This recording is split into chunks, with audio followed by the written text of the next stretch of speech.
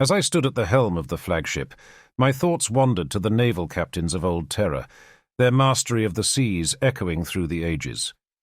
Though we sailed the cosmic currents of the warp, the essence of command and the weight of responsibility felt akin to those ancient mariners. The sealed viewports obscured the visual connection with the vastness beyond, yet the intangible link to leadership, to navigating the uncharted, persisted. Like the captains of old, I envisioned the rhythmic cadence of their footsteps on the decks, a sensation that transcended the confines of time and space. The relentless pursuit of discovery, the indomitable spirit to conquer the unknown, tied those historical figures to my own journey through the warp. In the arcane energies enveloping us, I found a connection, a bridge that spanned eras and embodied the enduring legacy of exploration. In the midst of this contemplation, I decided to make my way to the sparring room. Leaving the helm of the flagship behind, I traversed the metallic corridors, guided by the sounds of clashing blades and the grunts of Astartes engaged in combat. Arriving at the sparring room, I observed my fellow Astartes engaging in controlled combat, honing their skills and reflexes. The clang of power-armored warriors meeting in combat echoed through the chamber. It was a testament to the ceaseless pursuit of martial excellence that defined the Imperial Fists.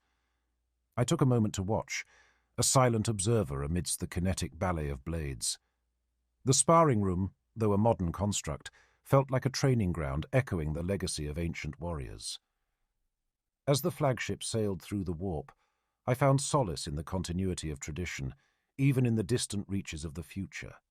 As I stood in the sparring room, absorbed in the rhythmic cadence of combat, the entrance slid open, and Castor, my fellow Astartes, stepped in. His power-armored presence was unmistakable, and the room's ambient lighting reflected off the intricate details of his black and yellow armor. "Praetor Heimdall," Castor greeted with a nod, the hum of his vox grill conveying the disciplined tone of a warrior accustomed to both respect and camaraderie. "Castor," I acknowledged, a sense of camaraderie evident in my response. We had fought side by side in countless battles, and his presence was a reassuring one. The clang of blades and the controlled intensity of the sparring Astartes formed a backdrop to our interaction. He joined me at the observation area, his eyes briefly following the movements of the warriors in the midst of their sparring sessions. The unspoken understanding between battle-hardened comrades resonated in the air. "Training grounds have a familiar comfort, don't they?" Castor remarked, his tone carrying a mixture of respect and nostalgia. I nodded in agreement. Indeed, a constant in the ever-changing expanse of the Imperium. As we observed the ongoing sparring, a silent camaraderie enveloped us, the kind born from shared battles, unspoken understandings, and a commitment to the enduring legacy of the Imperial Fists. The flagship sailed through the warp, and within the confines of the sparring room, the echoes of ancient traditions blended seamlessly with the distant hum of arcane energies. Castor and I continued to observe the sparring Astartes, a shared understanding of the significance of these training sessions, unifying our thoughts. The room echoed with the clash of power weapons, the sharp report of bolt rounds, and the occasional resonant thud of armored bodies colliding, a symphony of combat that reverberated through the metal confines. Amidst the controlled chaos, Castor spoke. "The traditions of the Imperial Fists persist even in the currents of the warp. It is a testament to the strength of our brotherhood." I nodded, acknowledging the truth in his words. "Our unity is our strength, Castor. In the face of the unknown, the bonds forged through battles past and present provide a constant anchor." As we continued to watch, a younger Astartes approached, his armor bearing the distinctive colors of the Imperial Fists. He saluted in a crisp and disciplined manner, a display of the respect ingrained in the legionnaires. "Praetor Heimdall Castor," he addressed us, his voice steady. "I bring news from the Strategium. Reports indicate a potential disturbance in the warp ahead. The navigator requests your presence." Acknowledging the information, I turned to Castor. "It seems our respite is brief. Let us make our way to the Strategium." With a nod, Castor and I left the sparring room, the sounds of combat fading behind us. As we walked through the metallic corridors of the flagship, The hum of its systems and the distant echoes of the warp served as a constant reminder of our ongoing journey through the Imperium. Arriving at the Strategium, the navigator awaited, ready to guide us through the warp's turbulent currents. The flagship sailed onward, and with each passing moment, the legacy of the Imperial Fists continued to unfold in the shifting tapestry of the future. As Castor and I entered the Strategium, the navigator, clad in the robes of his station, greeted us with a deep bow. His eyes, marked by the strain of navigating the Imperium, held a somber intensity. "Praetor Heimdall, Castor," he began, his voice resonating with a mixture of urgency and gravity. "I bring concerning news. The warp is exhibiting a heightened level of turbulence, more vehement than our previous encounters. It is as if the Imperium itself seeks to rebel against our presence." I furrowed my brow, the weight of the navigator's words settling uneasily within me. The warp's hostility was not an unfamiliar concept, but the degree to which it resisted our passage raised legitimate concerns. "The currents are more erratic, the energies more volatile.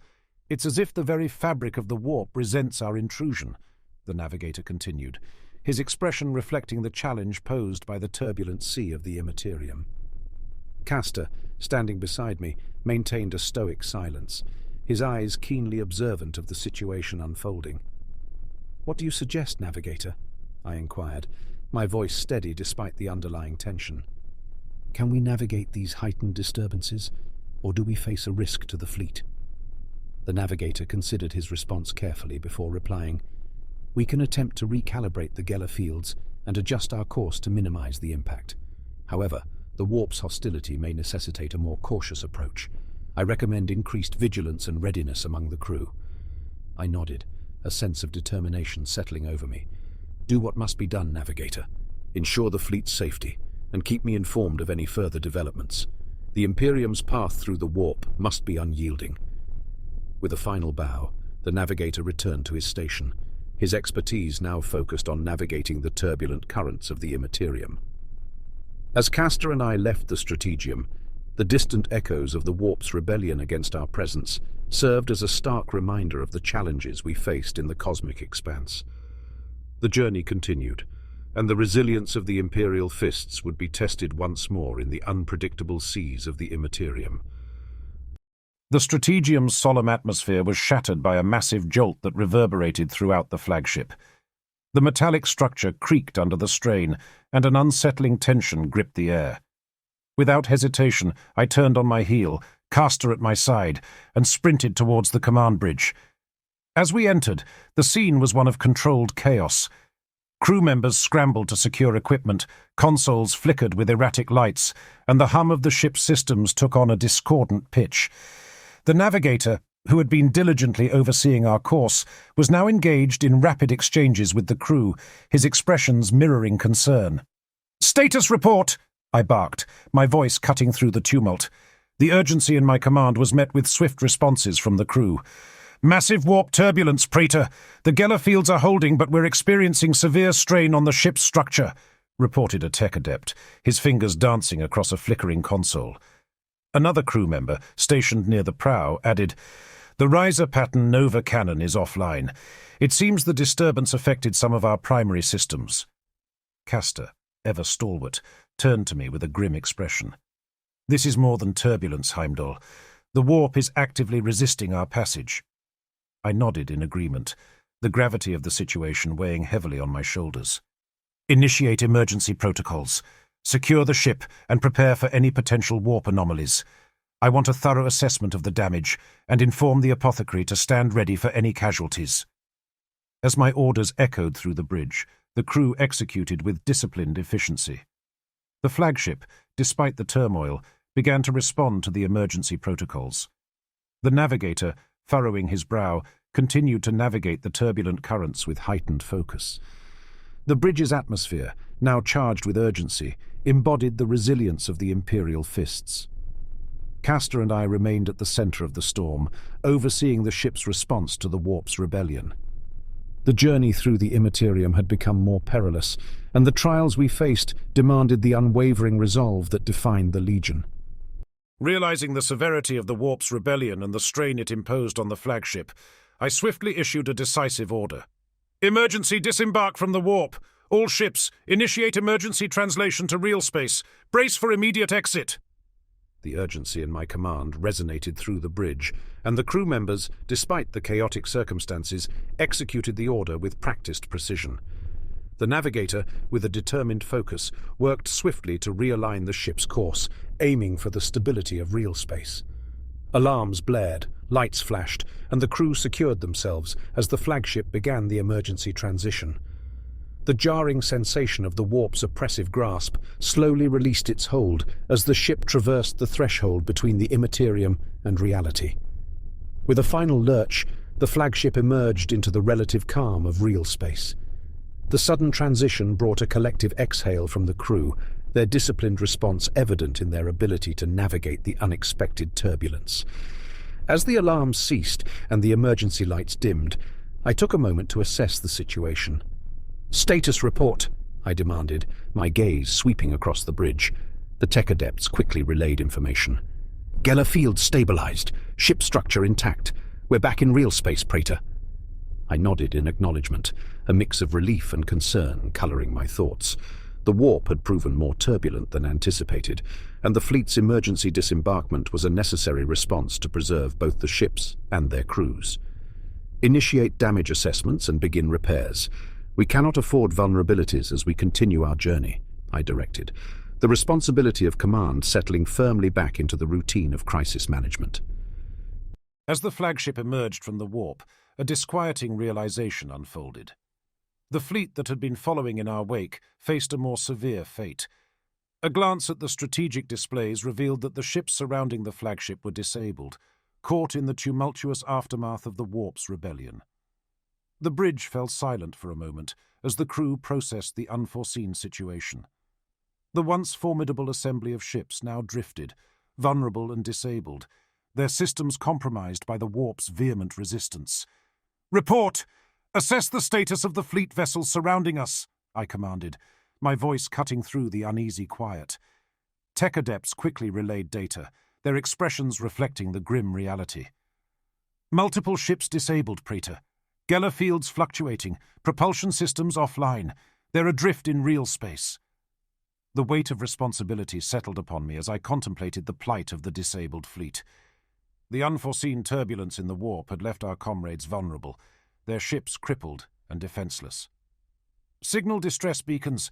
Dispatch repair teams to assess the damage and bring the Geller fields back online. We cannot leave our brothers stranded," I ordered, the determination in my voice unwavering. As the crew mobilized to execute the emergency protocols, I turned to Castor. "Prepare a boarding party. We'll assess the situation firsthand and provide any necessary assistance." Castor nodded, his expression reflecting the shared commitment to the well-being of our fellow Astartes. The Imperial Fists, bound by duty and brotherhood, would not abandon their comrades in the face of adversity. As the flagship initiated rescue operations, I stood at the helm, watching the coordinated efforts to save the disabled fleet. The journey through the galactic expanse had become a test of not only strength, but also the Legion's ability to navigate the unpredictable challenges posed by the warp.